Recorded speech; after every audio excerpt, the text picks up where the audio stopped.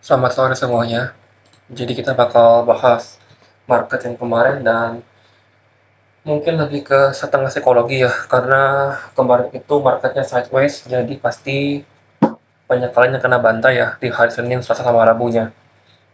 Jadi setiap kali kalian buka chart di London, kalian harus lihat malamnya itu ada news apa, karena time itulah yang akan menjadi perhitungan kamu bahwa oh kalau misalnya H-1 atau H-2-nya itu sideways itu wajar karena ada news gede di hari ini atau besok seperti itu. Nah, NQ dulu ya. NQ itu kan kemarin saya biasanya tuh sebenarnya tetap ke bawah.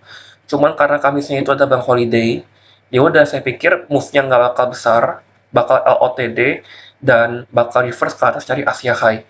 Sebenarnya ada satu problemnya adalah di sini nih. Ini adalah ekspansi koreksi dan harga itu belum inverse gap ini. Jadi otomatis, dan ini nggak ada imbalance buy, jadi otomatis peluang untuk naik itu kecil sekali. Ya, apalagi di follow dengan candle seperti ini. Jadi kalau kamu udah lihat movement seperti ini, ya, yang menjadi kuncinya itu adalah next candle-nya. Kalau next candle-nya ini, dia nggak bisa closing balik di atas hak ini. Kuncinya adalah closing balik. Ya, dia nggak bisa closing balik di atas hak ini, dan malah membentuk fair value gap, ya, maka ini benar-benar last chance-nya adalah kamu harus lihat ya dengan kena wick-nya. Kamu cek kalau ini nggak ada SMT, kamu nggak akan selamat. Ya, ini nggak ada SMT.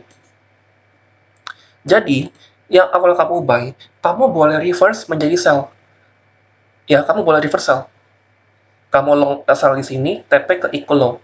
Itulah cara reverse. Itu udah saya ajarin kan di new basic video keberapa saya agak-agak lupa. Ya. Nah, kalau misalnya kamu udah reverse sell dan kena stop loss, maka apa yang terjadi? Respect bank holiday.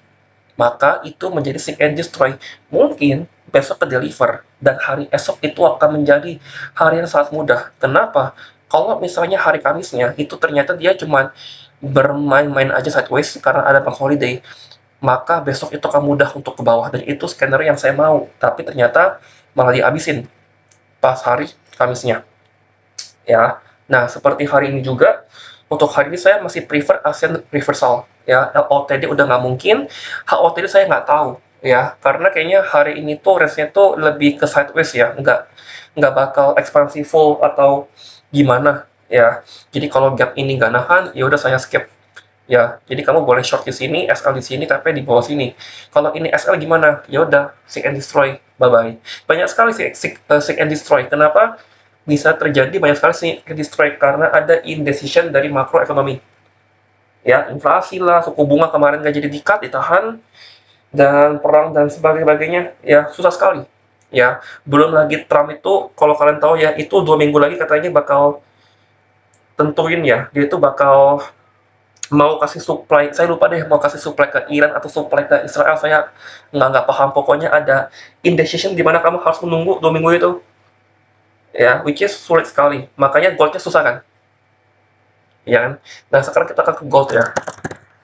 Nah kita akan bahas psikologi di market gold nih. Jadi kalau kamu lihat ya di market gold ya, untuk naik ke atas ke equal ini dia cuma ada satu problem. Ya, problemnya adalah saya ini ya, untuk bantai ke liquidity ini cuma satu problemnya, saya nggak punya POI-nya. Apakah POI-nya week ini? Ya, saya nggak tahu. Atau mungkin gap ini. Ya, jadi untuk yang mengconfirm adalah saya harus tunggu ini ke inverse. Gap ini ke inverse, hambat ini ke inverse. Kalau ini nggak ke inverse, akan sangat sulit sekali. Ya, jadi kalau misalnya ditanya apakah ini LOTD, lalu ini misalnya shift di sini, ya, saya nggak yakin. Ya, kalau kalian mau agresif, silakan long sini, SL-nya di bawah sini. Cukup, ya nggak perlu buang di sini, tapi saya nggak nyaman seperti itu ya karena susah ini marketnya. Jadi kalau susah seperti ini kamu harus respect, artinya kamu lebih butuh konfirmasi di HTF-nya. Kontranya apa ya, kamu nggak dapat sniper, cuma itu ya, lebih pilih nggak dapat sniper kan daripada kamu kena bantai berkali-kali. Nah kamu lihat ya, ini dibantai berkali-kali ya, dari Senin sampai ke Kamisnya. Kamis subuh itu ada FOMC ya, Kamis subuhnya ya. Saya udah bilang kan, Senin sampai Rabu itu adalah hari terbaik buat kamu untuk setup. Jangan over leverage ya. Kalau Seninnya kamu udah kena loss sekali di London, itu cukup. New Yorknya boleh sekali lagi atau off. Lakuin hal yang sama di hari Selasa. Ya, kamu lihat kalau misalnya kamu over leverage, ya, dan kamu bebal, kamu nggak mau merespect bahwa ini memang sideways, gitu loh. Kayak begini deh. Ya, saya udah lihat begini aja ya. Nah, nah, begini deh. Begini aja ya. Ini bagi saya ini udah susah sekali. Ini udah susah bagi saya. Kenapa? Karena ketika ini deliver ke atas, ya ini nggak langsung explode. Dia malah tarik lagi ke bawah. Ketika ini udah tarik ke bawah, di sini udah nggak ada halangan, udah nggak ada gap, itu malah turun lagi. Nah, malah begini lagi nih. Ini saya udah tahu ini sangat susah sekali. Dan ini sideways clear. Kamu hanya akan tahu itu sideways ketika kamu udah dibantai berkali-kali. Mungkin di sini kamu nggak sadar sideways. Ya, karena saya udah notice ini sideways. Ini adalah pola base liquidity. Kamu harus tunggu sisi bawah atau atas itu keambil. Ya, oke, sampai sini. Kamu mungkin masih berpremis bahwa ini harus ke atas. Padahal kalau ini untuk ke atas syaratnya adalah apa? Gap ini ke inverse. Ya. Nah, gap ini udah ke inverse, nggak mau ke atas. Nah, di momen seperti ini, maka gap ini direstructure. Karena kita di bawah ada equal low. Kalau ini nggak nahan, bye-bye. Itu ke bawah. Nah, itu udah satu setup kamu. Ya, jadi kamu boleh sell, gunain gap ini untuk ke bawah. Ini adalah level invalidasinya. Ya, dan turun, beres. Nah, sampai sini mungkin ada yang mencari buy. Karena menggunakan teori, oh ini closing di atas body, ini closing di atas low ini, harusnya ke atas. Itu nggak seperti itu ya cara kerjanya. Kamu harus menunggu shift, mau nggak mau. Ini shiftnya nggak ada, ini shiftnya di sini, jauh sekali. Ini shift breaker, ini shift mitigation. Saya maunya shift yang breaker. Saya nggak suka shift mitigation, kecuali kalau ada SMT. Jadi dia roll over terus seperti itu. Ya, lalu tiba-tiba, ya, di level ini nih, di mana ya, di level wait, di mana ya,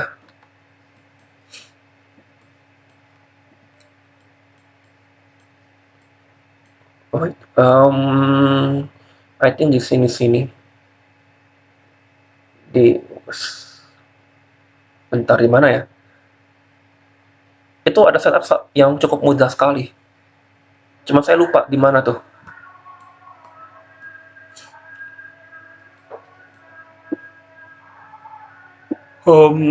Sorry ya kalau agak berisik. Saya lupa lah di mana setupnya ya. Jadi pelajaran yang bisa kamu ambil adalah kalau ada news gede, contohnya CPI, NFP, FOMC, kamu harus respect. Ya, kamu boleh coba di Senin atau Selasa, tapi kalau kena stop loss, itu stop, udah. Kamu tunggu Rabunya aja, atau better kamu entry sebelum CPI, kalau kamu yakin biasa kemana. Ya, nah, pelajaran kedua adalah kamu nggak akan bisa tahu kapan satu akan berakhir, sampai itu buktiin itu berakhir. Kamu jangan predik bahwa, oh ini adalah bottom dari sideways, oh ini adalah akhir dari sideways, oh ini adalah akhir dari sideways. Itu sangat sulit sekali. Seperti kayak gini, ya, apakah ini adalah bottom terakhir, yang artinya dia nggak akan turun lagi, saya nggak tahu. Kasih saya H4, ya, ini ke inverse harusnya akan ke atas, atau kalau perlu sekalian deh ini di shift sekalian, kalau perlu nggak usah tanggung-tanggung, sehingga itu akan proof bahwa gap ini masih menahan.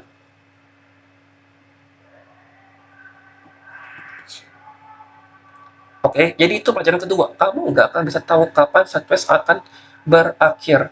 Ya, pelajaran ketiga adalah berapa banyak yang kamu buang waktu di chart dalam market sideways. Banyak kan, London kamu kena, kamu jakin terus karena harganya nggak gerak-gerak, New York juga kena. Ya, jadi kalau kamu udah tahu nih, ini sideways dan ada news, kamu harus jauh-jauh dari chart. Ya, mending waktunya itu kamu pakai buat nonton YouTube atau ngelakuin hal lain deh yang lebih guna, gitu loh. Atau kamu cari market lain seperti Euro atau JU. Karena saya percaya kalau satu marketnya itu sampah, itu pasti ada market lain yang kasih opportunity. Nggak mungkin enggak. Ya, banyak banget yang chat ke saya. Ya, kayak nanya, kok ini goldnya nggak ke atas ya? Oh, ini goldnya kenapa begini ya? Saya buy kena stop loss, saya sell kena stop loss. Dari Senin sampai ke Rabu. Ya, even yang saya gedeknya ya, yang saya agak kecewa ya adalah di Senin, London, kamu tanya, ya, ini kenapa susah ya goldnya? Lalu saya jawab, Kalau ini kena stop loss, kamu stop aja. Rabu FOMC soalnya. Ya. Jadi pasti Rabu baru gerak tuh. Setelah Rabu baru geraknya lebih enak. Oke. Selasanya nanya lagi. Ya, ini kenapa goldnya solid sekali? Ya, saya jawab lagi tuh. Karena Rabunya FOMC, titik, udah. Rabunya pas London, tanya lagi. Ini goldnya kenapa ya? Susah sekali. Saya kayak mas jawab tuh kayak, nah lu sekarang lihat kan, lu belajar nggak? Ya, kalau lu dengerin gua dari Senin, ya kamu dengerin aja saya bilang ya. Kalau Senin kamu kena stop loss, itu stop aja udah, tunggu Rabu. Kamu nggak akan kehilangan berapa R tuh. Kamu akan save itu. Kamu tuh bebal, kamu tuh kayak harus kena dulu tuh. Ya, kayak kamu tuh nggak percaya kalau kalau saya bilang kalau ada news hari ini tuh bakal begini begini begini. Jangan terlalu agresif. Kamu tuh nggak percaya. Kamu tuh lebih lebih percaya kalau kamu kena dulu nih, baru kamu percaya. Karena dulu saya juga kena bantai sama, saya nggak paham gitu loh. Kenapa pas Senin, Selasa, Minggu NFP itu move-nya itu nggak enak ya?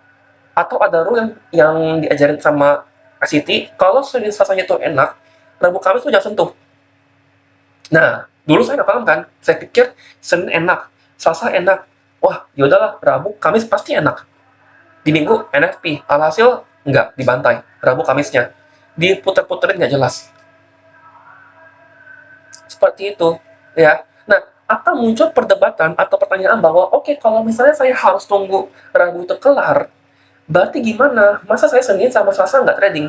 Nah, sekarang saya tanya balik, kalau waktu boleh dimundurin, kamu bakal pilih nggak Senin sama Selasa kamu nggak sentuh chart? Kamu bakal mau nggak Senin sama Selasa kamu nggak trade, kamu nggak open posisi, karena kamu tahu, ya, kamu kena cut loss. Pasti kamu mau kan?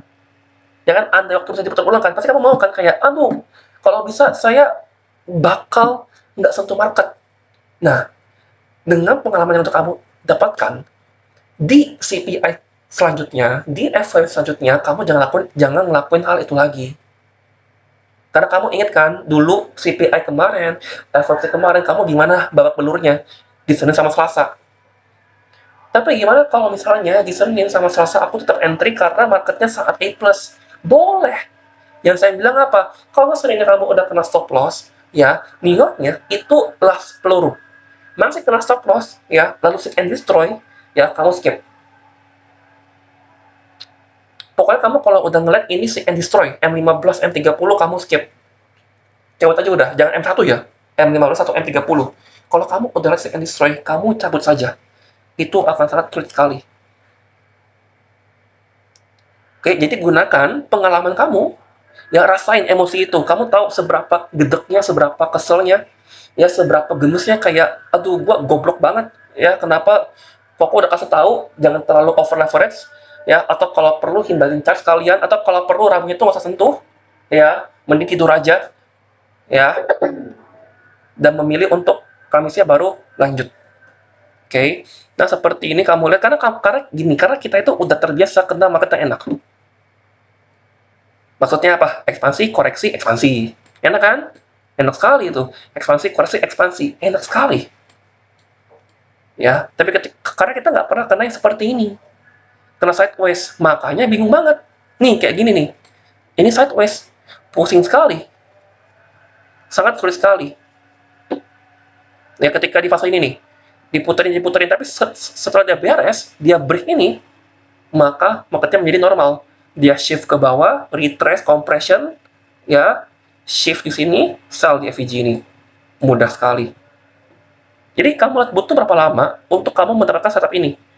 4 harian.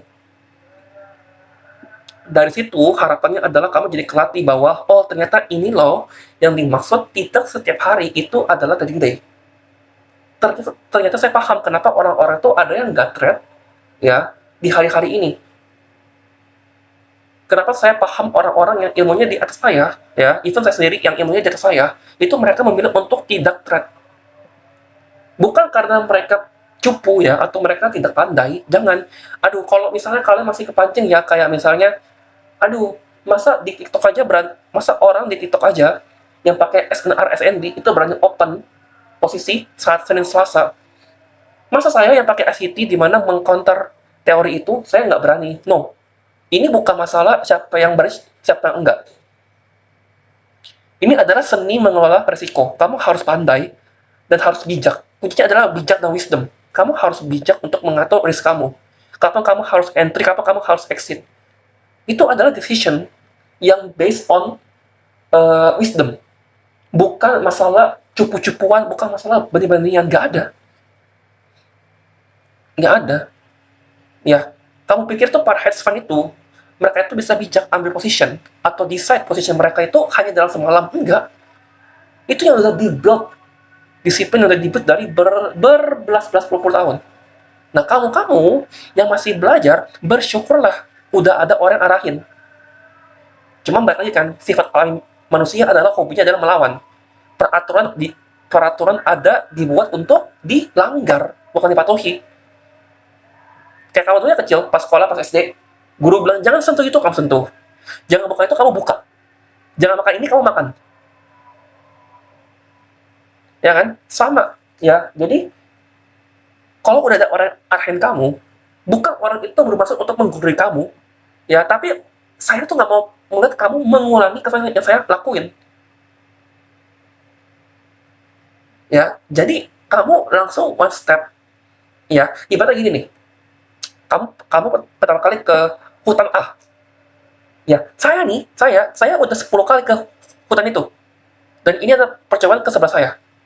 Ya, terus kita masuk bareng. Saya bilang, kamu jangan ke situ. Itu ada lubang 3 di depan. Kamu bandel. Terus kamu bilang, kamu siapa? Gitu loh. Ya, kok kamu sok tahu? Ya, mana buktinya? Nah, ya itu. Terus, even saya udah bilang, iya itu ada lubang. Ya, saya udah pernah jatuh dulu di situ 2 sampai 3 kali. Tapi kamu masih bebal. Enggak, saya nggak percaya. Saya bakal buktiin. Bodoh nggak? Nggak mungkin ada orang yang niatnya jahat. Itu yang saya percaya. Saya nggak mungkin ajarin cara yang bikin kamu lost gitu loh. Bukan berarti cara saya itu perfect ya, cuman maksudnya advice yang saya berikan itu pasti sifatnya adalah membantu kamu. Pasti, itu sifatnya adalah positif. Ya, karena tujuannya kamu belajar mencari guru ya atau mentor adalah supaya kamu tidak mengulangi kesalahan tersebut. Kamu bisa langsung on track gitu loh. Jadi kamu berproses lebih cepat. Oke, jadi semoga kamu dapat pelajarannya. Minggu depan kan nggak ada news tuh, paling cuman di Rabu atau Kamis ya. Harusnya tuh kayak tinggal news beberapa biji aja. Ya, artinya apa? Artinya boleh lebih normal. Ya, nanti pas minggu NFP, lakuin hal yang sama. Senin Selasa adalah hari terbaik. Kalau Senin Selasa susah, ya udah, play safe aja udah. Nggak usah digebuk-gebukin. Pokoknya gini, kamu kena stop loss, terus kamu lihat M15 atau M30 atau H1 itu seek and destroy, tutup trading view kamu, hapus MT4, MT5, hapus aja semua udah. Nanti kalau mau trade, install lagi. Ya, karena itu kalau aplikasi ada di HP kamu ya, which is HP kamu itu bawa kemana-kemana. Kamu lagi kencing lihat MT4 bisa entry, kamu lagi makan MT4 bisa entry, kamu lagi jalan-jalan MT4 bisa entry, dengan harapan, oh ya udahlah saya entry nanti pas saya nyampe rumah kena TP, alhasil malah kena stop loss. Nyesel nggak? Pasti nyesel. Gergetnya minta ampun. Besok lagi ujian, besok lagi mau ada sidang, jangan entry hari ini. Serius, jangan entry, pusing kamu. Ya, trade nggak beres, nanti skripsinya juga nggak beres, amit-amit. Jangan. Ya, pokoknya jangan sampai evolve emotion begitu banyak. Emotion pasti ada, karena kamu masih manusia, bukan robot, bukan AI. Oke? Semoga bermanfaat.